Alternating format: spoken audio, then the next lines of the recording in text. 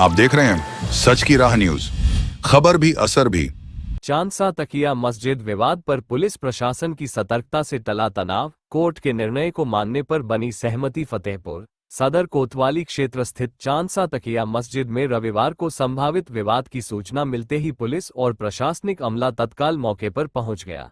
स्थिति की संवेदनशीलता को देखते हुए शहर कोतवाल, तहसीलदार, नायब तहसीलदार, प्रभारी निरीक्षक समेत पर्याप्त पुलिस बल तैनात किया गया।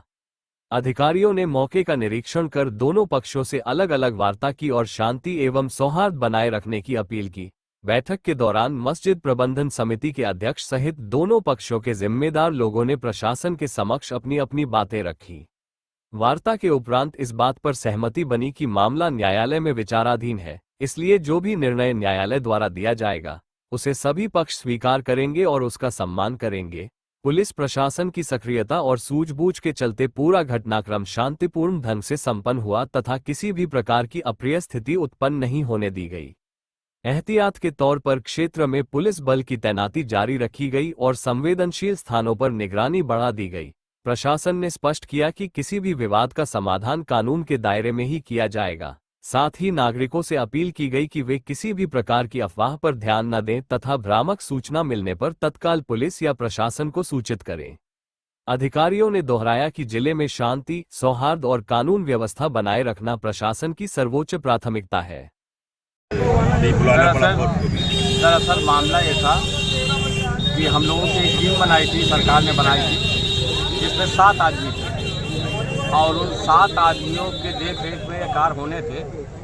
खैर किसी वजह से 7 आदमी आए गए संपन्न अच्छी तरीके से हो गया। प्रशासन का अच्छा सहयोग रहा इसमें कि हमारे तहसीलदार साहब। लेकिन प्रशासन को क्यों आना पड़ा? प्रशासन को इसलिए आना पड़ा कि कुछ कोर्ट में चल रहा है मामला, तो कहीं कोई विवाद ना हो जाए, इसलिए सोचा गया कि भाई प्रशासन साथ में रहेगा तो कोई विवाद नहीं होगा। विवाद किस चीज का लेकर हो रहा है? विवाद ये है कि कोर्ट में केस चल रहा है। किस चीज का? अभी कमेटी का। हाँ। तो ना ये कमेटी है ना वो कमेटी है, सिर्फ इसके जिम्मेदार चौधरी और सखी जी। और जो टीम बनाई गई है सरकार से वो है 7 आदमियों की। ये कमेटी 7 आदमी कौन कौन है वो? ये चौधरी मोइन राय, मैं हूँ अध्यक्ष, बाकी पूरी कमेटी हमारी, सखी चौधरी सब हैं इसमें, वसीम नाना भी है इसमें, इस कमेटी में। तो सारे लोग हम लोगों ने कराया है, अच्छी तरीके से काम हो गया है। प्रशासन का बहुत अच्छा सहयोग रहा, हम उसके आभारी हैं। कोतवाल साहब ने बहुत अच्छी भूमिका निभाई है। खोलने को लेकर के भी सुनने में आया, कुछ हुआ अच्छी निभाई है, क्योंकि उन्होंने तबीयत खराब होने के बावजूद तबीयत खराब होने के बावजूद उन्होंने वर्क अच्छा किया है जी। ठीक है। बात का यहाँ विवाद था जो प्रशासन को यहाँ पे आना पड़ा। प्रशासन को इसलिए आना पड़ा कि ये यहाँ पर मुहर्रम का पर्व होता है, इनके वजह से एक कमेटी गठित हुई जिसका वक्फ बोर्ड से उसको हमने रिन्यूअल कराया।